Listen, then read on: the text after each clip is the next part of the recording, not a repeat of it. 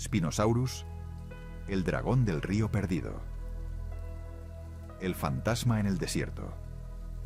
Existen monstruos que el tiempo se llevó. Criaturas tan imposibles que su propia existencia se convirtió en leyenda, luego en mito y finalmente en un susurro en los libros de ciencia. Este es el relato de uno de esos seres. Un animal que cruzó la frontera entre la realidad y la fábula, no una, sino 2 veces. Imagine no un dinosaurio, sino un fantasma. Una criatura conocida solo por sombras proyectadas por unos pocos huesos bajo el sol abrasador del Sahara. Durante casi un siglo, el Spinosaurus aegyptiacus fue exactamente eso, un enigma envuelto en un misterio, guardado celosamente por las arenas del tiempo y la locura de la guerra. Su historia comienza donde termina el mundo conocido. En los albores del siglo XX, el desierto de Bajarilla, en Egipto, era un lugar de leyendas beduinas y silencio infinito. Un mar de arena donde el viento esculpía dunas que parecen olas congeladas. Allí llegó un hombre, el aristócrata y paleontólogo bávaro Ernst Stromer von Reichenbach. No buscaba fama, buscaba conocimiento. Armado con picos, brochas y una fe inquebrantable en la ciencia, se adentró en aquel yermo dispuesto a leer las páginas de piedra de un mundo perdido. Y lo que encontró, entre las rocas cretácicas, desafiaría para siempre nuestra comprensión de los gigantes. Los huesos que Stromer y su equipo desenterraron con paciencia de monje no se parecían a nada visto antes. No eran los fémures masivos de un depredador terrestre, ni las caderas robustas de un saurópodo. Eran algo distinto, algo extraño y perturbador. Vértebras espinales que se alzaban como menhires prehistóricos, de más de 1,5 metros de altura, formando una estructura que sugería una vela colosal o una joroba sólida. Mandíbulas largas, afiladas y rectas, armadas no con los clásicos dientes en forma de cuchillo, sino con docenas de colmillos cónicos y perfectos para ensartar presas resbaladizas. Era la anatomía de una quimera, parte cocodrilo, parte T-Rex, parte dragón. Stromer, con la meticulosidad de un relojero suizo, dibujó y describió cada fragmento en sus cuadernos. Él intuyó, en lo más profundo de su ser de científico, que no estaba ante un simple depredador terrestre. En sus escritos vislumbró la posibilidad de un animal ligado al agua, una idea tan radical para su época que fue recibida con escepticismo y una cortés condescendencia por parte de sus colegas. Pero la tragedia, como un depredador al acecho, esperaba su momento. Los preciados fósiles, únicos en el mundo, fueron enviados a Múnich para su custodia en el Museo Paleontológico. Allí, a salvo en vitrinas de roble y cristal, parecían haber encontrado refugio. Pero el mundo se sumió en la oscuridad. La Segunda Guerra Mundial estalló, y en la noche del 24 de abril de 1944, una incursión de bombardeos aliados convirtió el museo y su contenido en polvo y escombros. Los huesos del Spinosaurus, la prueba física de su existencia, fueron reducidos a cenizas. Todo lo que quedaba eran los dibujos y las descripciones de Stromer. El gigante había vuelto a ser un fantasma. Durante décadas, el Spinosaurus se convirtió en el santo grial de la paleontología, un agujero en forma de monstruo en nuestro conocimiento. Se lo reconstruyó erróneamente una y otra vez, a menudo como un carnívoro terrestre torpe y especializado, con su vela como un radiador para regular su temperatura. Pero algo no encajaba. La leyenda era persistente, la sombra demasiado alargada. La ciencia necesitaba respuestas, necesitaba una segunda oportunidad. Y esa oportunidad llegaría un siglo después, desde un lugar inesperado, de la mano de un hombre que, como Stromer, no tuvo miedo de creer en dragones. Capítulo 1. El hombre que creyó en dragones. La historia del Spinosaurus está indisolublemente ligada a la del hombre que se negó a dejar que su memoria muriera. Ernst Stromer no era un cazador de fósiles cualquiera. Era un erudito de la vieja escuela, un científico cuya curiosidad era tan vasta como los desiertos que se propuso explorar. Nacido en una familia aristocrática bávara, podría haber llevado una vida de comodidad y ocio. Pero él eligió el polvo, el calor sofocante y la incertidumbre de la paleontología de campo.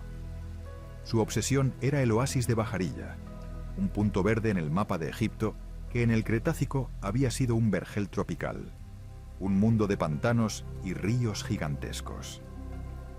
Sus expediciones fueron hazañas de resistencia pura. Imagine viajar en camello durante semanas, con un calor que derretía la razón, con suministros limitados y la constante amenaza de las enfermedades. Stromer y su equipo trabajaban con herramientas rudimentarias bajo un sol implacable, descifrando las capas de roca como si fueran las páginas de un libro gigante. Cada fósil que extraían era una letra, una palabra de una historia que llevaba 95 millones de años esperando ser contada. Y entonces llegó el día en que su cepillo reveló la curva de algo que no era roca, era hueso. Un hueso de una escala que desafiaba la lógica. Fue una vértebra, pero no una vértebra cualquiera. Era una espina neural, la base de aquella famosa vela. Al sostenerla, Stromer no solo sostenía un fósil, sostenía un nuevo paradigma. En los años siguientes, desenterró mandíbulas parciales, dientes sueltos y más vértebras. Cada nuevo hallazgo confirmaba la extrañeza de la criatura. Los dientes no eran para desgarrar carne seca, eran para capturar peces. Las patas traseras, por lo que pudo deducir, parecían potentemente construidas, quizás para nadar o para moverse en terrenos pantanosos. Su mente, aguda y visionaria, comenzó a ensamblar el rompecabezas. No estaba reconstruyendo un tiranosaurio africano. Estaba dando vida a un depredador semiacuático, un concepto que era anatema para la ciencia de la época, que veía a los dinosaurios como criaturas exclusivamente terrestres. Stromer publicó sus hallazgos en 1915, bautizando al gigante como Spinosaurus aegyptiacus, el reptil espinoso de Egipto. Pero su voz era una isla en un océano de escepticismo. El mundo no estaba preparado para su dragón. La comunidad científica aceptó a regañadientes la existencia del animal, pero atribuyeron su extraña anatomía a aberraciones o especializaciones marginales. La idea de un dinosaurio que cazaba en el agua era simplemente demasiado extravagante. Stromer, un hombre de carácter firme pero no confrontacional, defendió sus teorías con elegancia y contundencia. Pero la sombra de la duda siempre planeó sobre su obra maestra. Y entonces el destino intervino de la manera más cruel.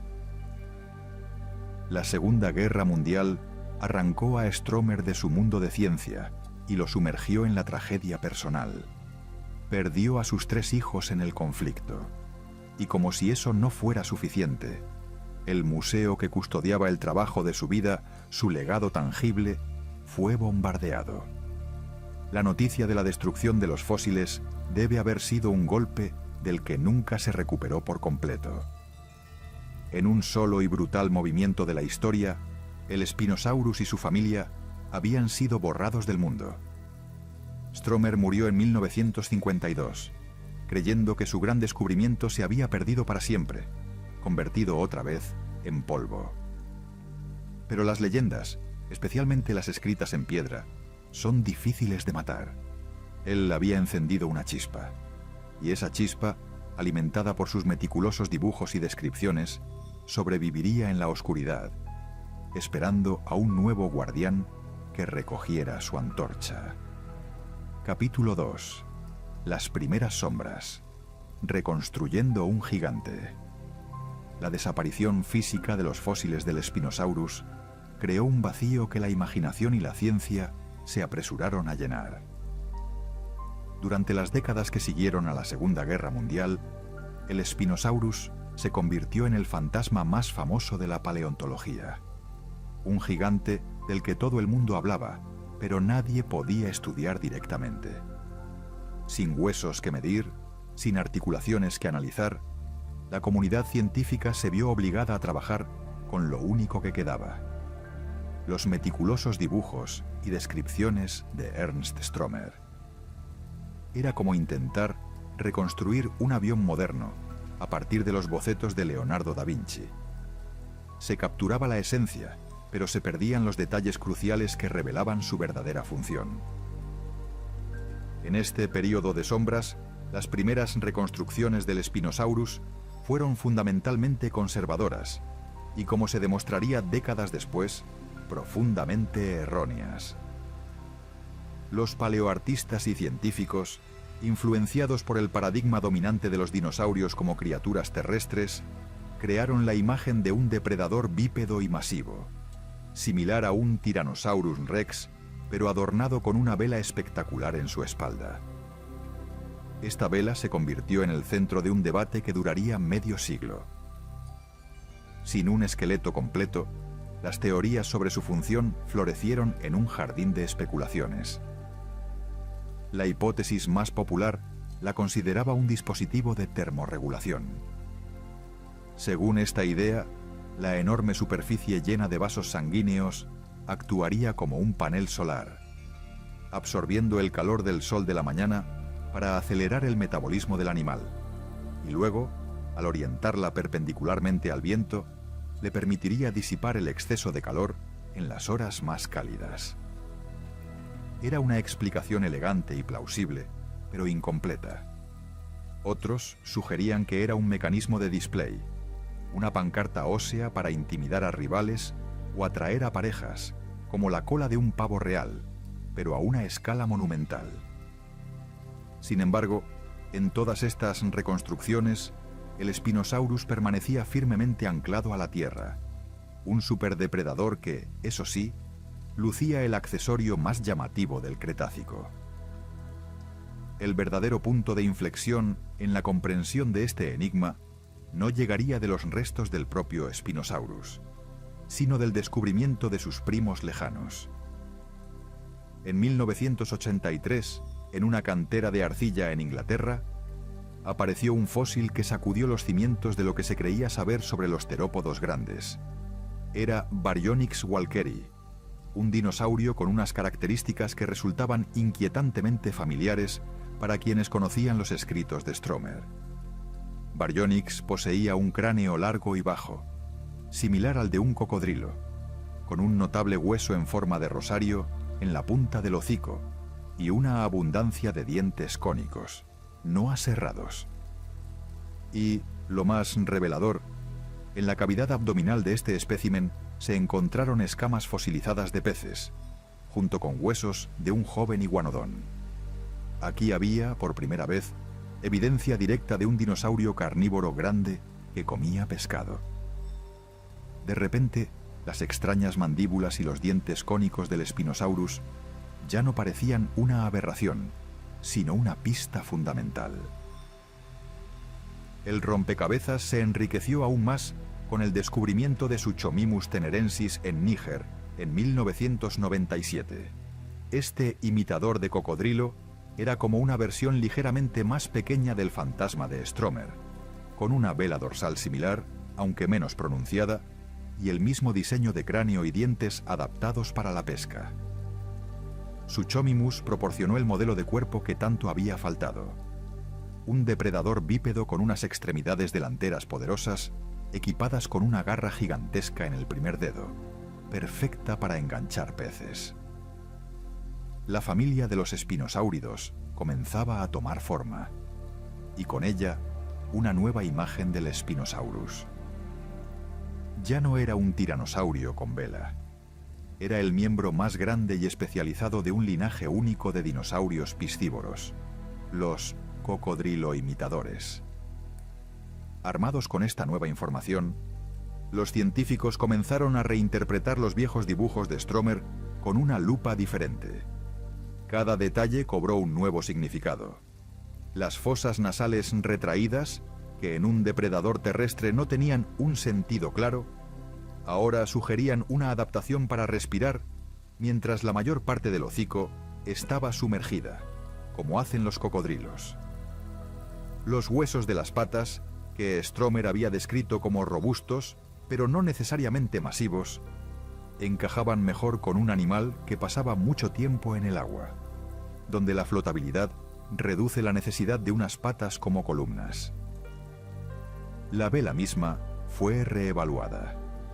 Si el Spinosaurus era un animal semiacuático, la termorregulación perdía peso como función principal. El agua es un excelente regulador térmico. La hipótesis del display ganaba fuerza, pero también surgió otra idea. ¿Y si esa vela era en realidad una joroba? Una estructura cubierta de grasa y piel, similar a la de un bisonte, que habría servido como reserva de energía para tiempos de escasez, un almacén de grasa para un animal de 15 metros de largo. Sin embargo, a pesar de estos avances conceptuales, una nube de incertidumbre seguía cerniéndose sobre el Spinosaurus. Todas estas ideas eran inferencias basadas en sus parientes. Era como si, para reconstruir a un gorila, solo tuviéramos esqueletos de chimpancés y orangutanes. Se intuía su grandeza y su especialización, pero la auténtica anatomía, las proporciones exactas, la verdadera forma de su cuerpo, seguían siendo un misterio profundamente enterrado en las arenas del Sahara. La comunidad científica anhelaba un hueso, un solo hueso nuevo que permitiera contrastar todas estas teorías. La leyenda, alimentada por Stromer y refinada por el descubrimiento de sus primos, clamaba por una resolución.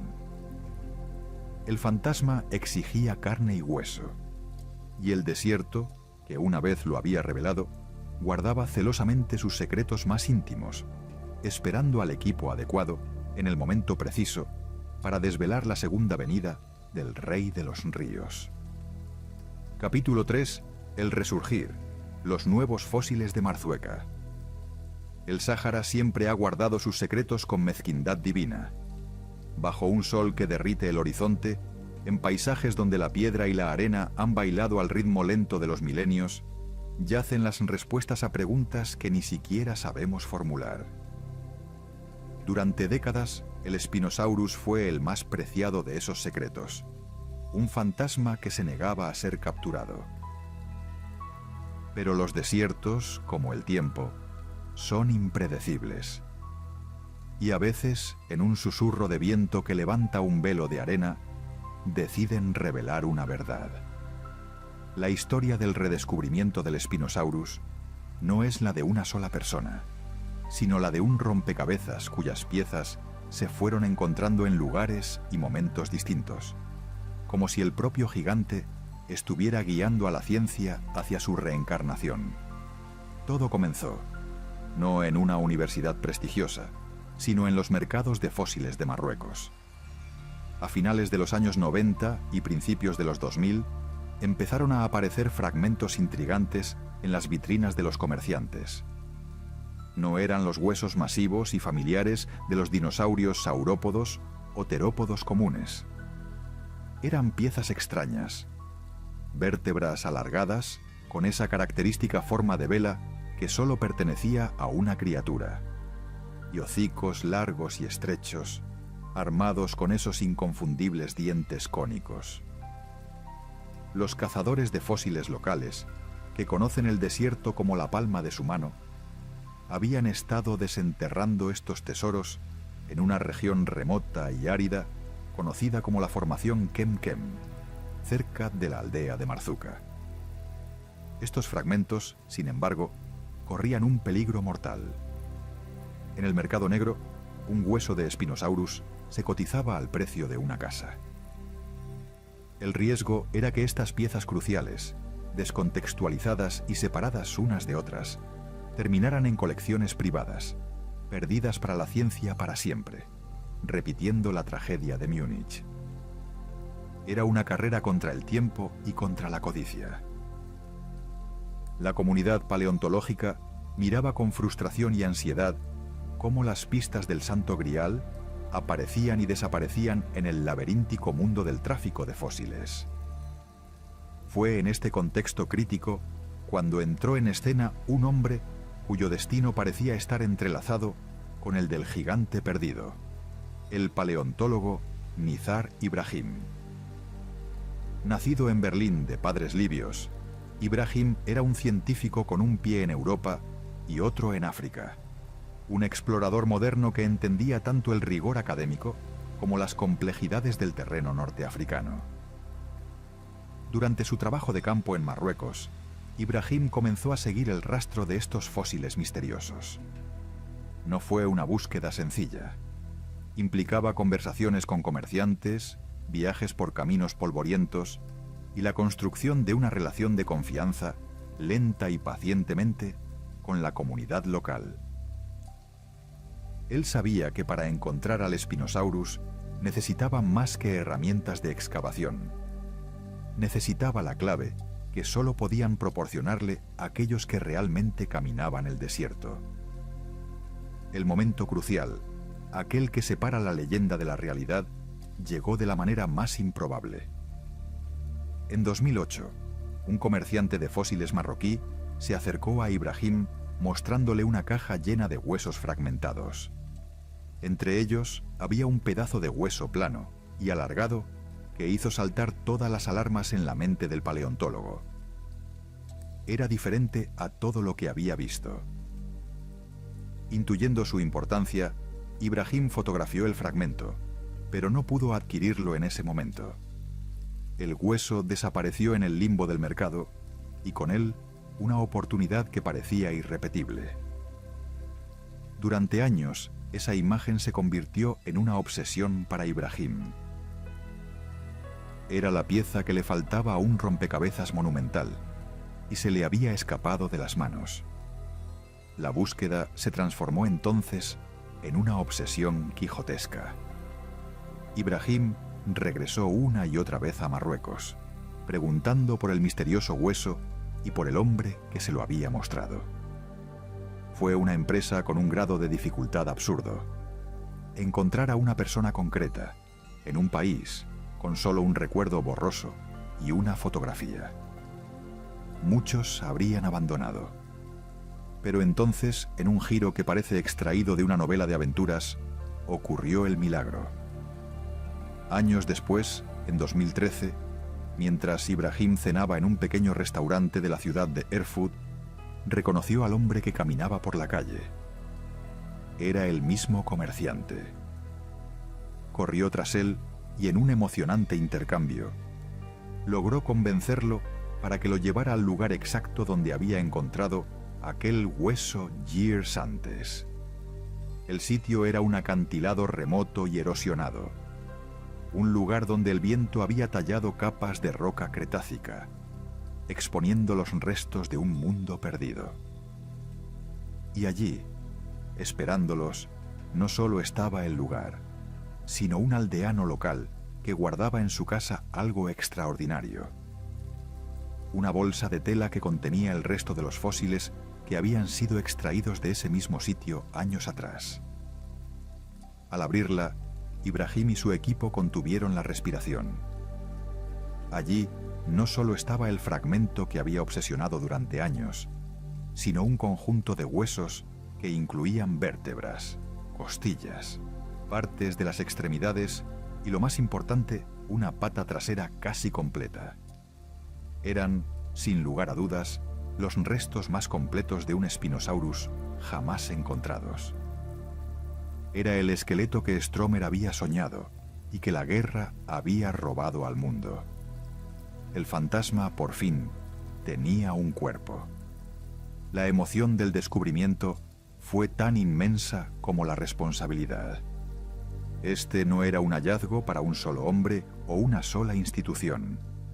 Era un patrimonio de la humanidad. Ibrahim movilizó a un Dream Team internacional de paleontólogos, geólogos y especialistas. Se formó una colaboración entre la Universidad de Chicago, la Universidad de Detroit Mercy y la Universidad Hassan II de Casablanca. La misión era clara: realizar una excavación científica, meticulosa y completa del yacimiento, documentando cada grano de arena, cada posición de cada hueso, para extraer no solo el fósil, sino toda la información que el contexto geológico pudiera proporcionar. La expedición que siguió fue una de las más desafiantes de la paleontología moderna. Trabajar en el Sáhara es una batalla constante contra los elementos. El equipo enfrentó temperaturas que superaban los 50 grados centígrados, tormentas de arena que enterraban el equipo en horas y la logística de operar en un lugar tan remoto que parecía el fin del mundo. Utilizando desde pinceles y espátulas hasta herramientas de odontología y escáneres láser, comenzaron el minucioso proceso de liberar al gigante de su tumba de piedra. Cada hueso que emergía era una revelación. La pata trasera era más corta y robusta de lo que Aniwane había imaginado. Las vértebras confirmaban una vela colosal, pero su forma sugería una estructura más sólida y menos frágil de lo pensado. Los huesos de las patas tenían una densidad inusual, un rasgo típico de animales que bucean o nadan con frecuencia, como los pingüinos o los hipopótamos. Este nuevo esqueleto, catalogado como FSACKK 1888, era la clave para reescribir la historia. No era una mera confirmación de las teorías basadas en Baryonyx y Suchomimus. Era una revolución. Mostraba un animal con proporciones que no se parecían a las de ningún otro dinosaurio predador conocido. Un cuerpo largo y bajo, patas traseras cortas, una cola masiva y una cabeza que era casi puro hocico. Era la evidencia física, tangible e irrefutable, de que el Spinosaurus no era un depredador terrestre que ocasionalmente pescaba. Era algo completamente nuevo, algo que la ciencia nunca había documentado. Un dinosaurio gigante que había conquistado el medio acuático. El viaje de Stromer, que había comenzado un siglo antes en otro rincón del mismo desierto, había llegado por fin a su destino. La perseverancia de un hombre, la colaboración de una comunidad y los secretos de un desierto se habían unido para devolverle al mundo uno de sus seres más asombrosos. La leyenda había terminado. La ciencia del Spinosaurus acababa de comenzar. Capítulo 4. Anatomía de una quimera. El esqueleto FSACK 1888 yacía sobre las mesas del laboratorio, un rompecabezas de piedra de 95 millones de años.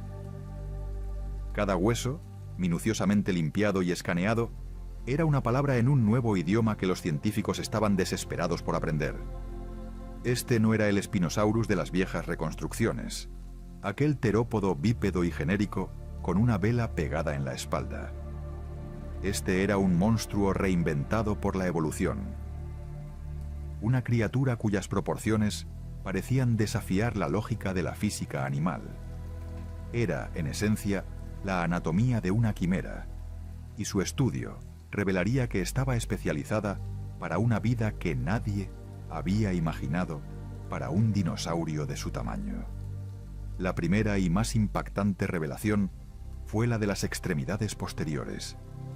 Durante décadas se había asumido que todos los grandes dinosaurios depredadores eran fundamentalmente bípedos, con poderosas patas traseras diseñadas para la carrera y la caza en tierra. El Spinosaurus destrozó este dogma. Sus fémures eran sorprendentemente cortos y robustos, en proporción a su cuerpo. Si se comparaba con un Tyrannosaurus de tamaño similar, las patas del Spinosaurus eran un 25% más cortas. Esto no era una adaptación para la velocidad terrestre, sino todo lo contrario. Un centro de gravedad bajo y unas patas cortas son ventajosos para un animal que se mueve en un medio inestable, como el agua o los terrenos pantanosos, proporcionando estabilidad y evitando que sea volteado por corrientes o por la lucha de una presa acuática.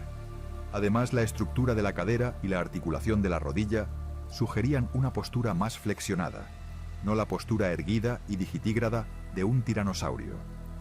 Esto encajaba con la imagen de un animal que podía caminar por fondos fluviales o vadear en aguas poco profundas, con un andar que quizás se asemejaba más al de un oso pardo o un gigantesco reptil que al de un pájaro.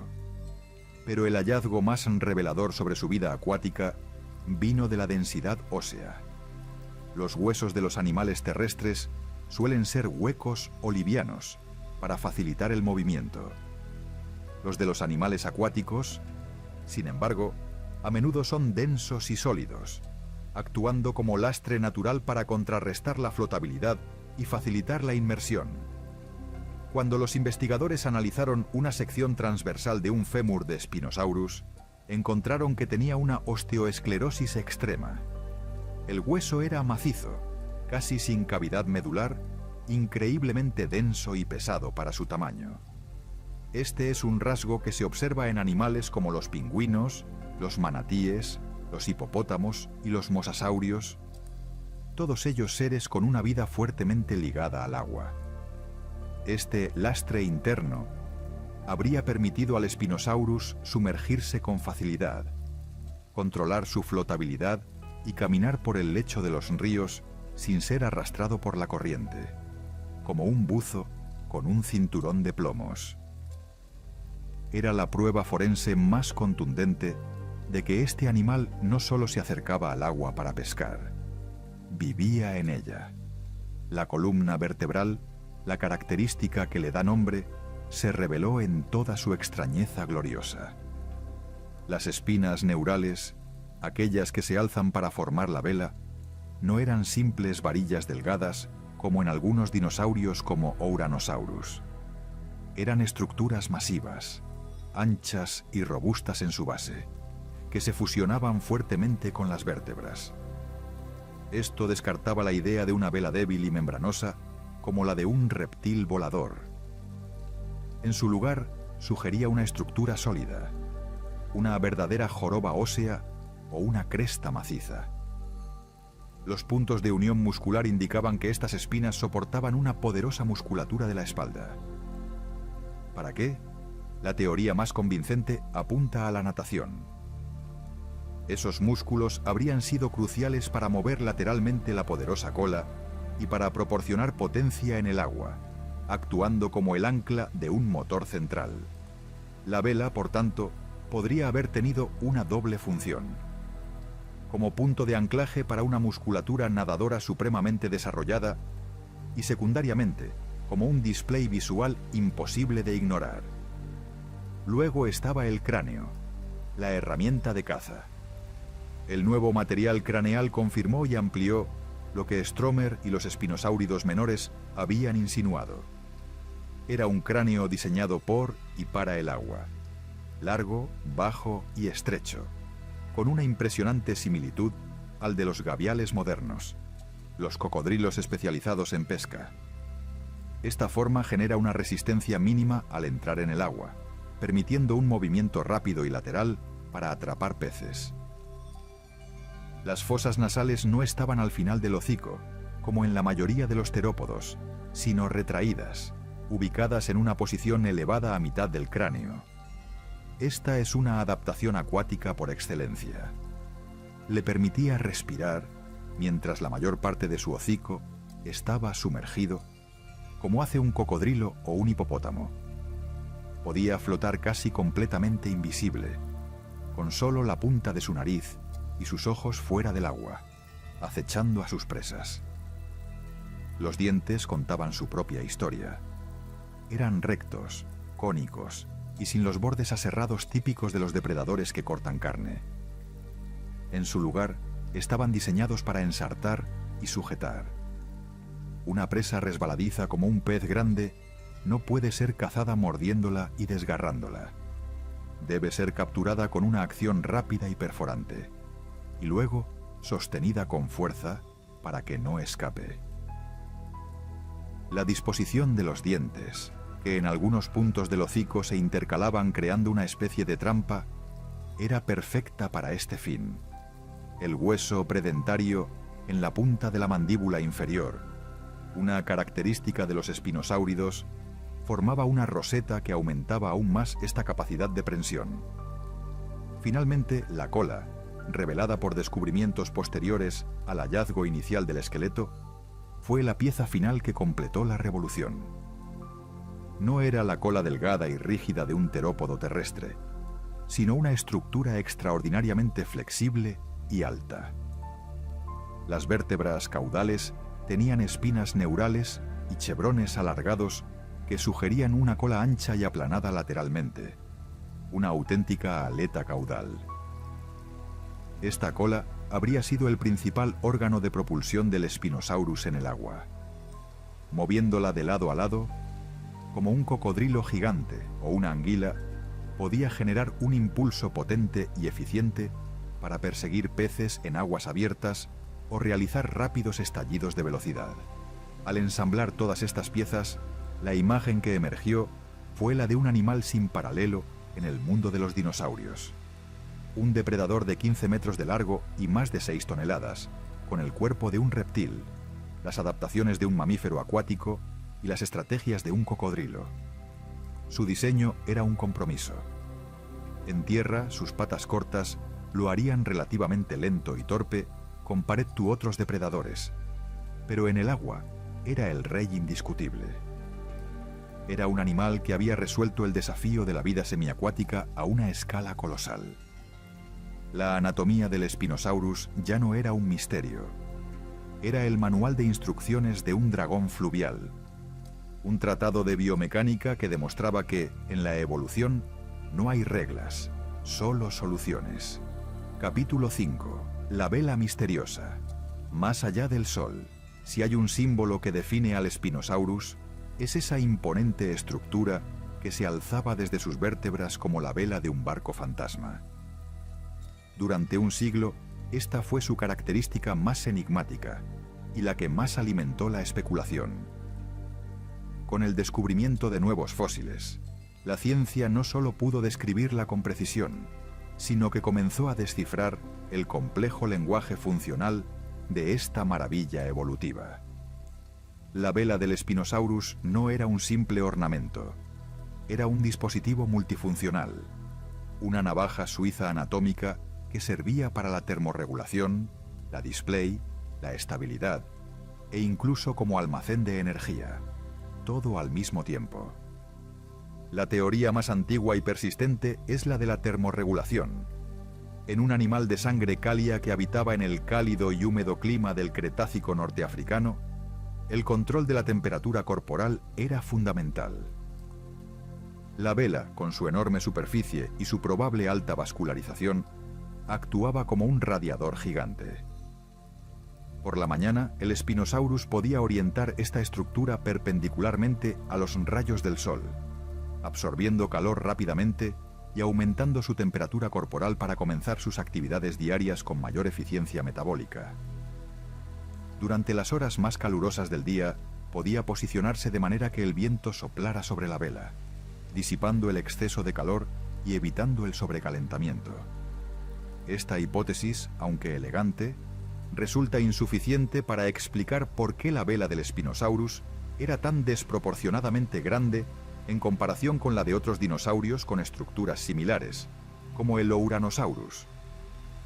La evolución no suele crear estructuras tan enormes y costosas energéticamente para una sola función, especialmente cuando métodos más simples de termorregulación, como buscar sombra o sumergirse en el agua, estaban disponibles. Esto nos lleva a la segunda gran teoría, la selección sexual y la comunicación visual. En el mundo animal, los ornamentos exagerados suelen ser indicadores de la calidad genética de un individuo. Un macho de Spinosaurus con una vela más grande, más simétrica y posiblemente más colorida estaría anunciando a potenciales parejas y rivales que poseía los genes y la salud suficientes para sobrevivir a pesar de cargar con semejante estructura. La vela funcionaría como una bandera, visible a grandes distancias tanto en tierra como en el agua. En las orillas de los ríos y deltas de Kemkem, donde la competencia por recursos y parejas sería feroz, esta pancarta ósea podría haber sido crucial para el éxito reproductivo. Las diferencias en el tamaño y la forma de la vela entre individuos, que algunos paleontólogos sugieren que podrían indicar dimorfismo sexual, apoyan esta idea. Las hembras podrían haber preferido machos con las velas más impresionantes, asegurando así que sus crías heredaran estos genes de alta calidad. Sin embargo, el descubrimiento de la naturaleza semiacuática del Spinosaurus añadió capas de complejidad al misterio. En un animal que pasaba gran parte de su tiempo en el agua, la vela adquiría nuevas funciones potenciales. Una de las teorías más fascinantes es la de la joroba grasa. ¿Y si la vela no era una estructura delgada y membranosa, sino una densa y sólida joroba de grasa y tejido conectivo, similar a la de un bisonte o un camello? Esta interpretación encaja con la robustez de las espinas neurales. Una joroba así actuaría como una crucial reserva de energía para tiempos de escasez, permitiéndole sobrevivir a periodos de migración de peces o sequías estacionales. Para un animal de su tamaño, tener una reserva de energía así podría marcar la diferencia entre la vida y la muerte. Además, una joroba maciza tendría un menor perfil de arrastre en el agua que una vela alta y delgada, lo que sería más eficiente para un nadador. La hipótesis de la estabilización hidrodinámica también gana fuerza en este contexto acuático. Cuando el Spinosaurus nadaba cerca de la superficie, la vela o joroba, situada en la parte más alta de su espalda, podría haber funcionado como una quilla. Esta estructura ayudaría a prevenir el balanceo lateral, manteniendo al animal estable en aguas turbulentas o mientras realizaba maniobras de caza bruscas. Al igual que la aleta dorsal de un pez, podría haberle proporcionado una mayor control direccional, actuando como un timón pasivo que le permitía mantener el rumbo mientras su poderosa cola lo impulsaba. Finalmente, existe la intrigante posibilidad de que la vela tuviera una función específica en la caza. Algunos investigadores han propuesto que, al nadar lentamente entre bancos de peces, la silueta de la vela rompería su perfil, camuflándolo con el entorno. Otros han sugerido que podía utilizar la estructura para crear sombras en el agua, atrayendo a peces curiosos hacia su hocico, o incluso como un rompeolas físico para desorientar a grandes cardúmenes, facilitando la captura de presas individuales. La respuesta más probable, como suele ocurrir en la evolución, es que la vela del Spinosaurus fuera el resultado de un proceso de exaptación, una estructura que surgió inicialmente para una función primaria, probablemente la display sexual, y que luego fue cooptada para otros usos: termorregulación, estabilización, almacenamiento. Su enorme tamaño podría ser el producto de un ciclo de retroalimentación positiva, donde la selección sexual y las ventajas funcionales se reforzaron mutuamente a lo largo de millones de años.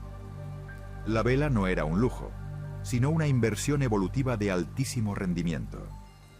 Cada centímetro de altura, cada vaso sanguíneo, cada fibra muscular anclada a esas espinas neurales contribuía a la supervivencia y al éxito de este extraordinario depredador.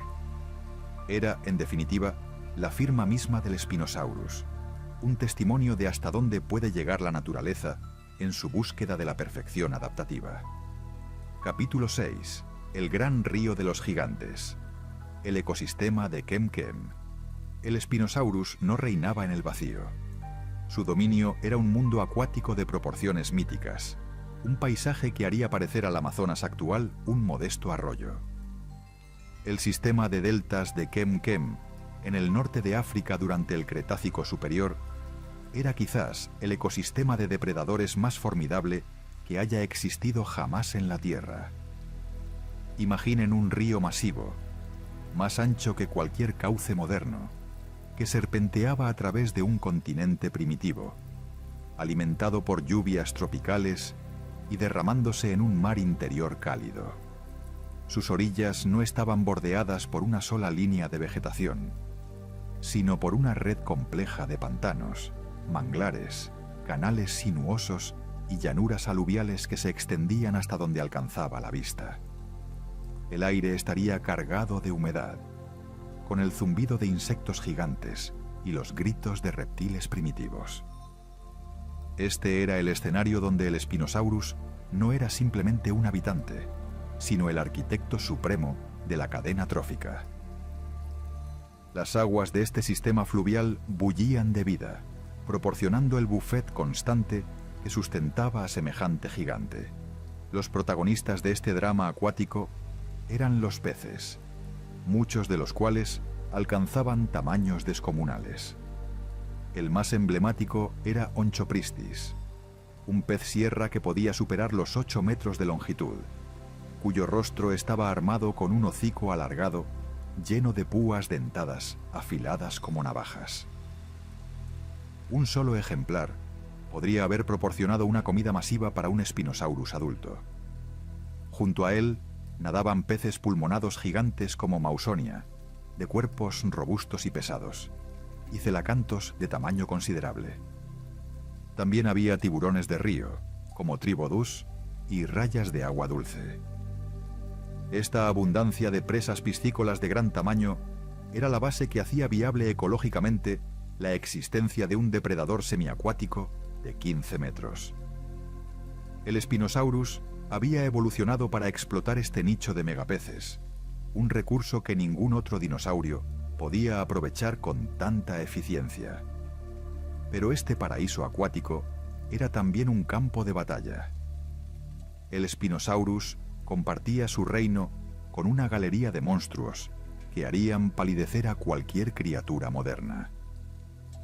En las aguas más profundas, los mosasaurios, reptiles marinos gigantes, como el poderoso Tylosaurus, podían aventurarse desde el mar interior adyacente, representando una amenaza constante.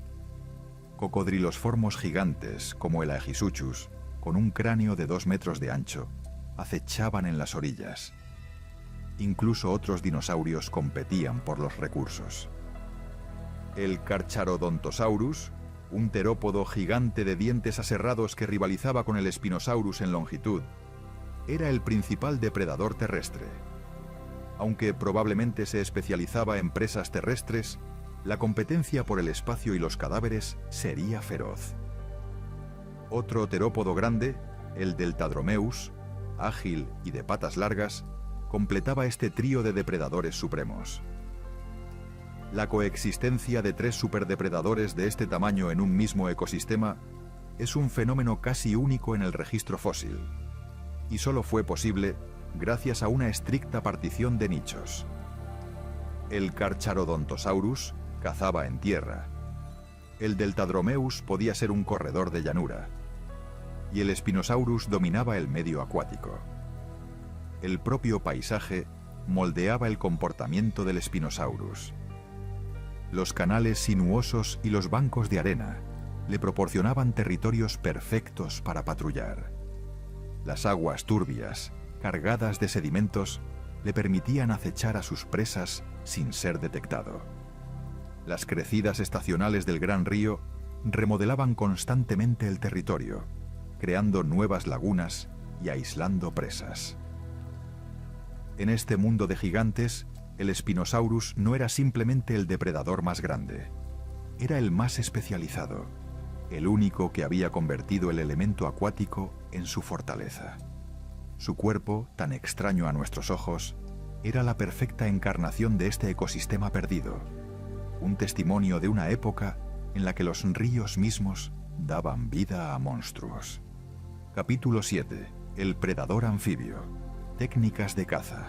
La revelación de la naturaleza acuática del Spinosaurus no solo cambió su apariencia, sino que revolucionó por completo nuestra comprensión de cómo cazaba. Lejos de ser un carroñero torpe o un depredador terrestre convencional, el Spinosaurus era un cazador sofisticado y especializado, cuyo repertorio de técnicas rivalizaría con el de los mayores depredadores acuáticos de cualquier era. Su estrategia de vida era un ballet de precisión entre dos mundos, aprovechando las ventajas tanto del agua como de la tierra. La técnica de caza más probable, y para la que su anatomía estaba perfectamente adaptada, era la pesca por barrido. Imagine al Spinosaurus moviéndose con pesada gracia en aguas medianamente profundas, con su cuerpo sumergido y solo su cresta dorsal, su cuello y su cabeza visibles sobre la superficie, como un reptil hipopótamo de dimensiones colosales. Sus fosas nasales retraídas le permitirían respirar cómodamente en esta posición. Desde aquí, su largo y sensitivo hocico barrería la superficie del agua o las capas superiores del río en un movimiento lateral amplio y rápido. Al detectar el movimiento de un pez grande, como un Onchopristis, su mandíbula se abriría y cerraría en un instante, atrapando la presa con sus dientes cónicos. La forma de su cráneo y la ubicación de sus músculos de la mandíbula sugieren que la potencia de su mordida no era extremadamente alta para su tamaño, pero la velocidad de cierre y la precisión sí lo eran. No necesitaba triturar huesos, solo necesitaba ensartar y sujetar.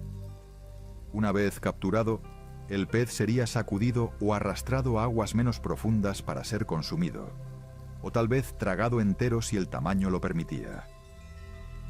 Para presas más escurridizas o en aguas más abiertas, el Spinosaurus probablemente empleaba la caza por emboscada submarina.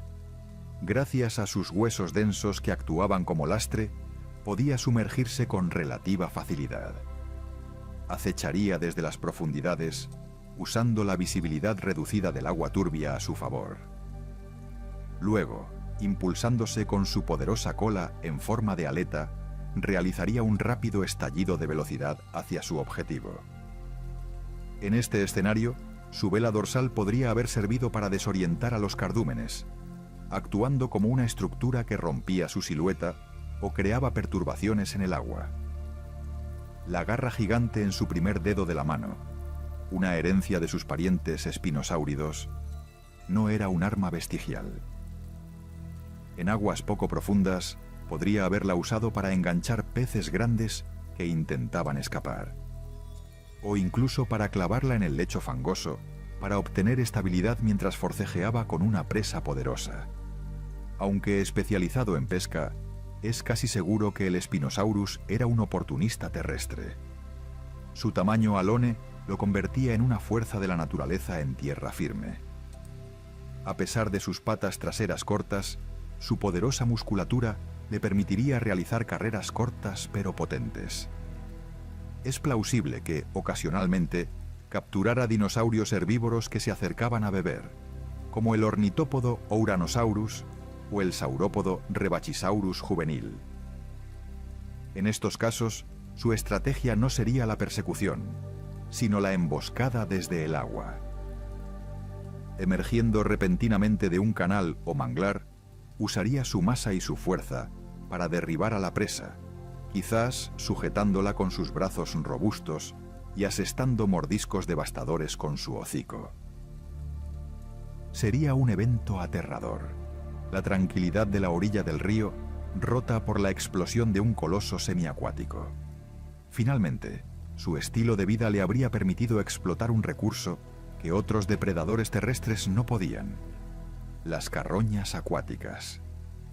Los cuerpos de animales grandes que caían al río y flotaban, o los restos de peces muertos, serían fácilmente accesibles para él. En este sentido, era el gran basurero del ecosistema, reciclando nutrientes que de otro modo se perderían. El Spinosaurus no era, por tanto, un cazador de una sola técnica. Era un generalista acuático con herramientas especializadas. Podía pescar como un gharial gigante, emboscar como un cocodrilo colosal, y cuando la oportunidad surgía, capturar presas terrestres como el oso polar más grande de la historia. Su versatilidad dentro de su nicho especializado fue, probablemente, la clave de su éxito durante millones de años. Capítulo 8. La maquinaria de la natación. La transición de un ancestro terrestre a un estilo de vida semiacuático requirió una remodelación completa de la maquinaria locomotora del Spinosaurus. Cada aspecto de su esqueleto, desde la punta de la cola hasta la forma de sus pies, fue modificado por la evolución para optimizar su movimiento en el agua, creando una máquina de natación que no se parece a nada conocido antes o después. El descubrimiento de la cola alta y flexible fue, quizás, la pieza más crucial en este rompecabezas biomecánico. Esta no era la cola rígida y delgada de un tiranosaurio, utilizada principalmente como contrapeso. Las vértebras caudales del Spinosaurus mostraban espinas neurales y chevrones extremadamente alargados, creando una estructura profunda y aplanada lateralmente. Los análisis de movilidad indican que esta cola podía ondularse de lado a lado con una amplitud significativa. Funcionaba como una aleta caudal, análoga a la de un cocodrilo, una anguila o incluso un tritón, pero a una escala gigantesca.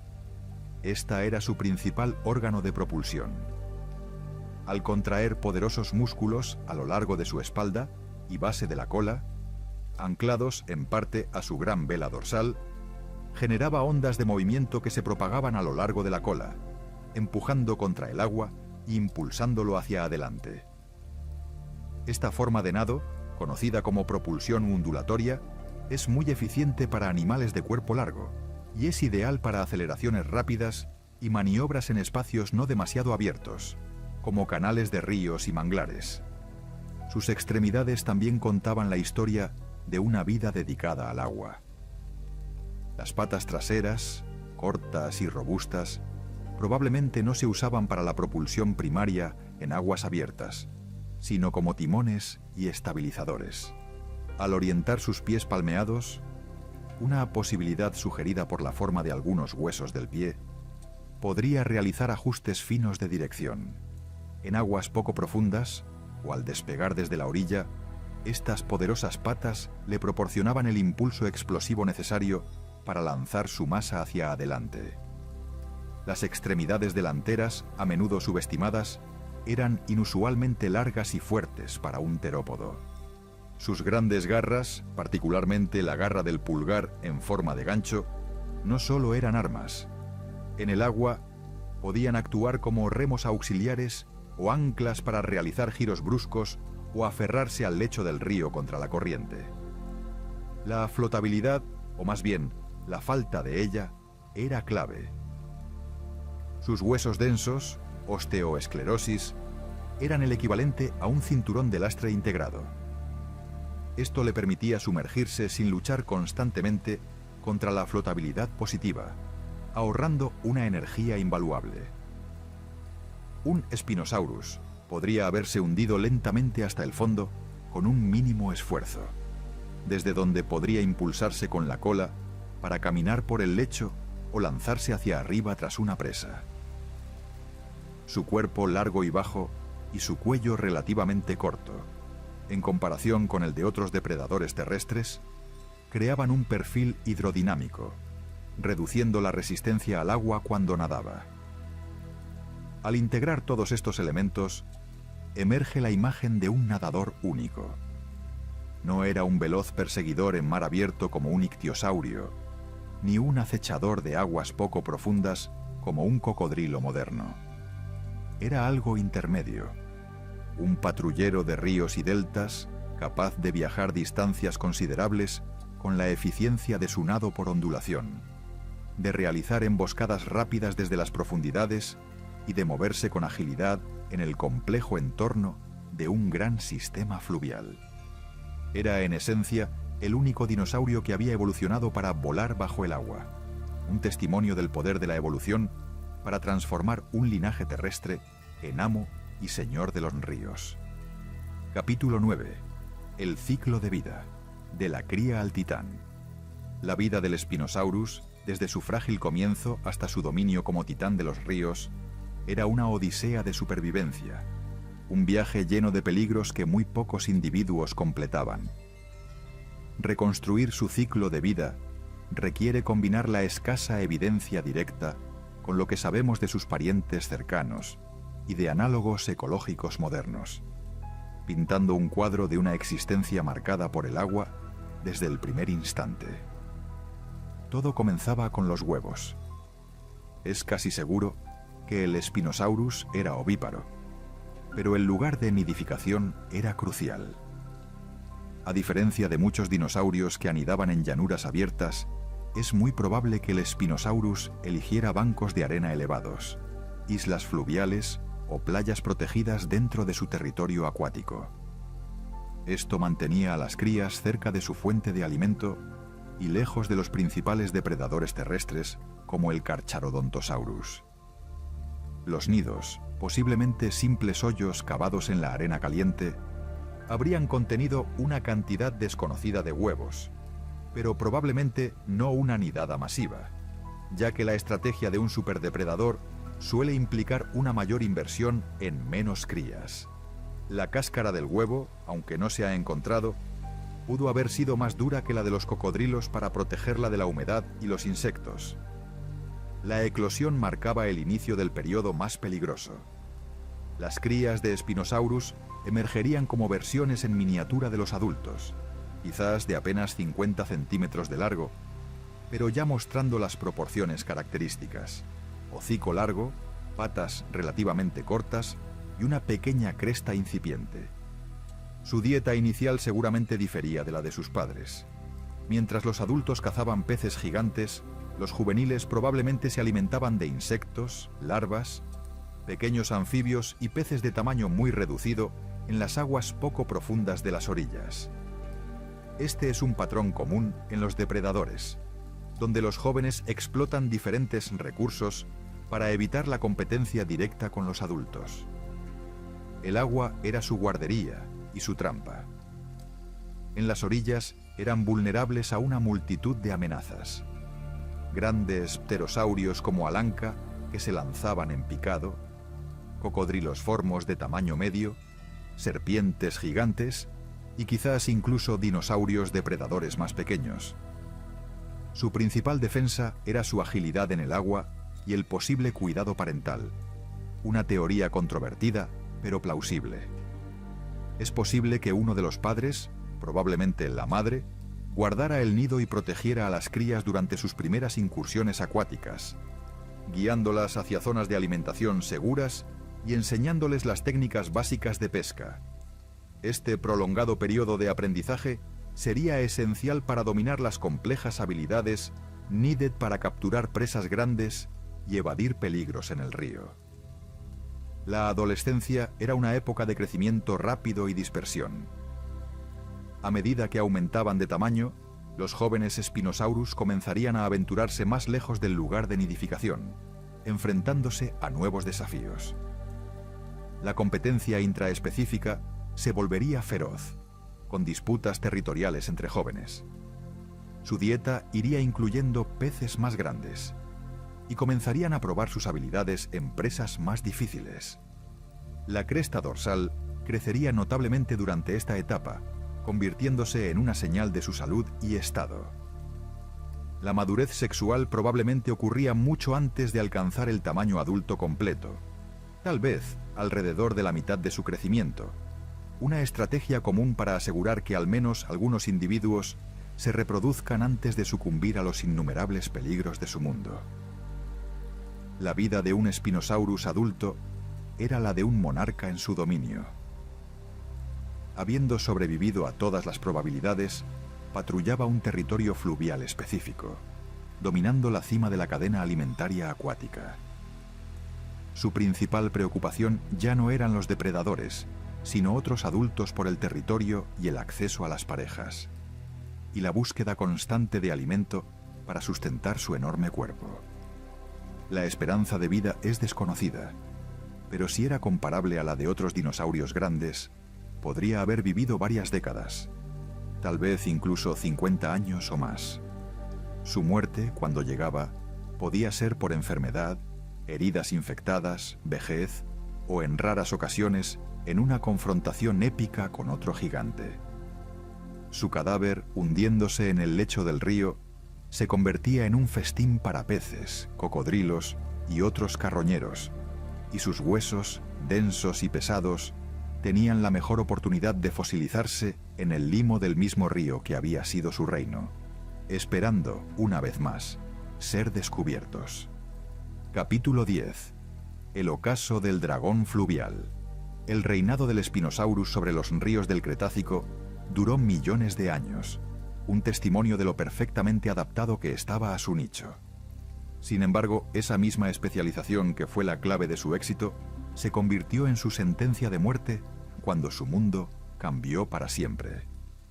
La extinción del Spinosaurus no fue un evento aislado, sino parte de la extinción masiva del Cretácico-Paleógeno, límite KPG, que acabó con el 75% de las especies del planeta. Pero su desaparición ilustra de manera particularmente clara la vulnerabilidad de los especialistas extremos frente a las catástrofes globales. El detonante fue el asteroide de Chicxulub. El impacto en la península de Yucatán desencadenó una cadena de eventos apocalípticos.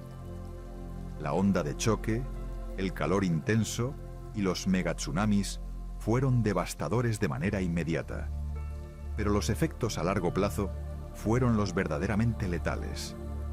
Inmensas cantidades de polvo, hollín y aerosoles de azufre fueron lanzados a la atmósfera, bloqueando la luz solar durante meses o incluso años. Esto provocó un invierno de impacto global, un colapso casi total de la fotosíntesis. Para el Spinosaurus, este colapso fue una condena a muerte por inanición. Su ecosistema, el vasto sistema de deltas de Kem-Kem, dependía por completo de la energía del Sol. Con la luz bloqueada, la base de la cadena alimentaria acuática se desintegró. El fitoplancton murió primero. Sin él, el zooplancton desapareció. El colapso se propagó hacia arriba. Los pequeños peces que se alimentaban de plancton murieron. Luego, los peces medianos. Y finalmente, los grandes peces como el Onchopristis y el Mausonia, el sustento principal del Spinosaurus, se extinguieron.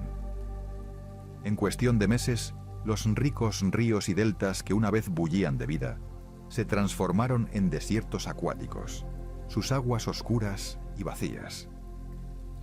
La especialización extrema del Spinosaurus lo hizo terriblemente vulnerable. Su cuerpo estaba perfeccionado para cazar grandes peces en aguas continentales.